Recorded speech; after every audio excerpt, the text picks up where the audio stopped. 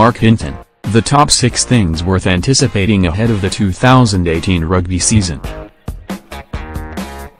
Marc Hinton, the top 6 things worth anticipating ahead of the 2018 rugby season.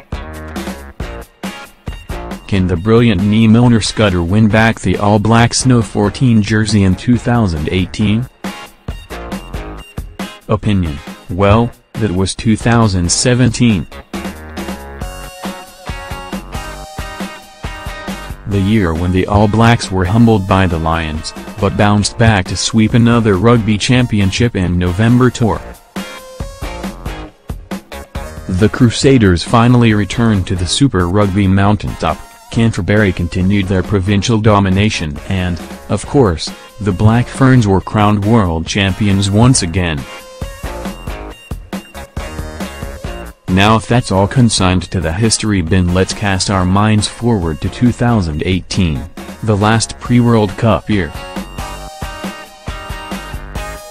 when we will find out a lot about plenty, but probably nothing more anticipated than the long-awaited matchup between Steve Hanson's All Blacks and Eddie Jones' England next November. Before that we will have a revamped Super Rugby, a June tour by France and another rugby championship where the Wallabies and Springboks will attempt to bridge that great divide on the All Blacks. Jordie Barrett's versatility will come in handy for the All Blacks. So, here then, in no particular order, are my top 6 rugby things, from a New Zealand perspective, to look forward to in 2018. Hooking into it.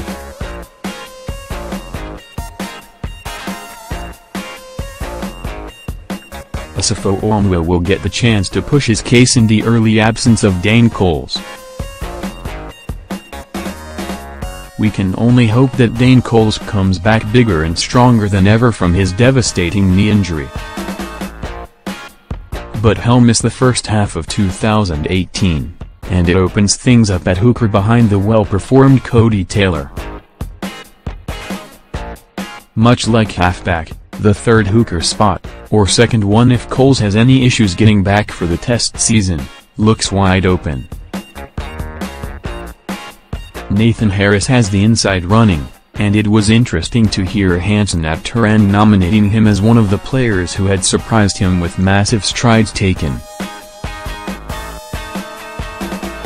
But youngster Asafo Omwa clearly holds interest, and in Cole's absence at the Canes he is likely to get plenty of chances to showcase those skills in Super Rugby alongside the capable Ricky Riccatelli.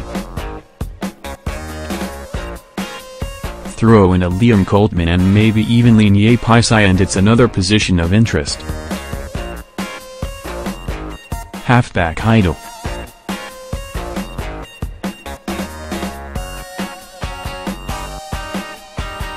Steps up to fill Toro Barlow's boots as the All Blacks' third No 9 behind Aaron Smith and TJ Perenara. By Hanson's own admission, there is no clear-cut candidate right now, and probably won't be until the back end of Super Rugby.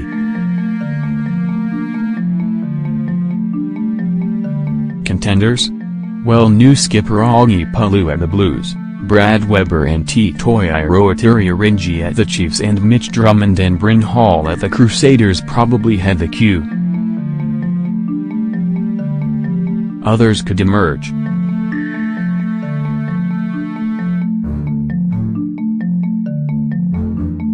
Weber, at his best, appeals with his speed and swiftness of delivery, but has to refine his mojo after the broken leg that wrecked his 2017 season.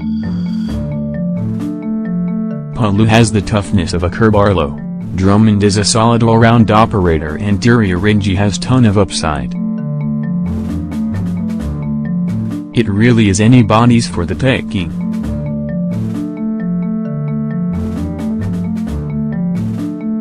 The right-wing tussle.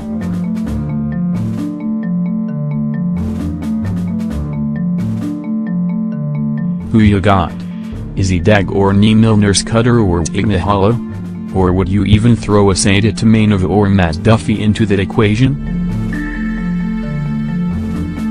It might be easier solving Rubik's Cube blindfolded than figuring out who should be right wing for a fully fit All Blacks top test lineup in 2018. Hansen has a big call to make.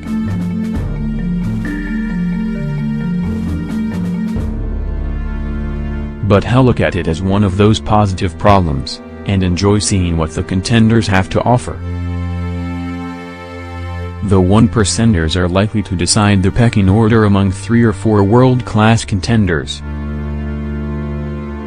All things being equal, he'd have a fully fit Milner Scudder a fraction ahead of Nahalo, though it's a coin toss, just because of the complementary qualities he offers to left-wing Sertrico Ian. We discount Dag at our peril, of course, and he will have a great platform on which to show his stuff behind that great Crusaders pack. Men on the move.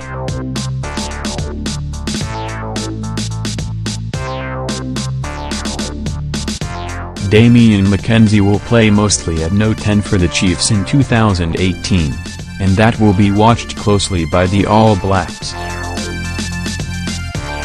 Behind Butte and Barrett things remain wide open at first 5. They fancy McKenzie as an impact man capable of covering 10 and 15, Limas Apoga remains an option. And Richie Mounga is probably just one more strong super campaign away from entering the fray. Just where they see Jordy Barrett in 2018 is going to be interesting too. With Ben Smith back, and McKenzie hovering as the potential bench cover, fullback could be well covered. Barrett's versatility will be as valuable as ever, and where he plays in that talented Canes backline could be vital. Coaches under the gun.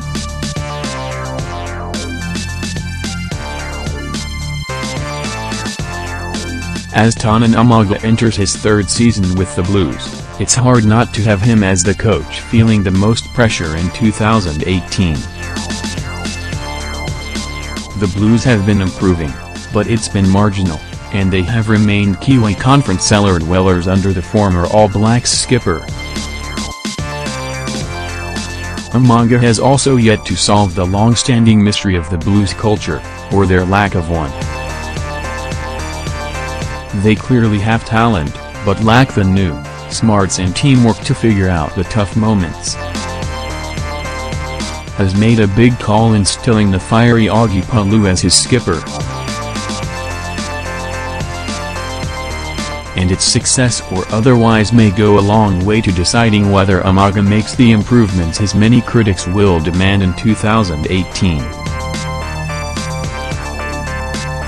There are also new faces at the helm of the Highlanders, Aaron Mauger, and Chiefs, Colin Cooper.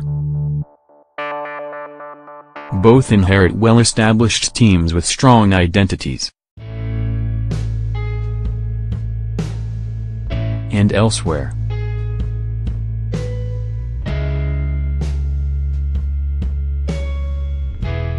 Let's not forget that South Africa and Australia are now down to just 4 Super Rugby teams apiece. You have to figure that concentrates their talent better, and lifts standards. One can only hope so.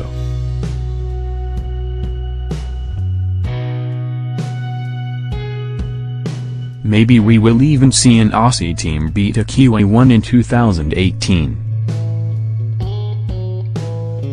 Also, there have to be improvements from the Sunwolves and Jaguars. Both have failed to live up to expectations, and may need to dial up their competitiveness lest they too start facing that hovering acts. In June don't expect France to be anywhere near full strength, and in November we may get the first real gauge of the All Blacks' chances of a World Cup three-peat. When they meet England and Ireland on consecutive Saturdays. Bring it on.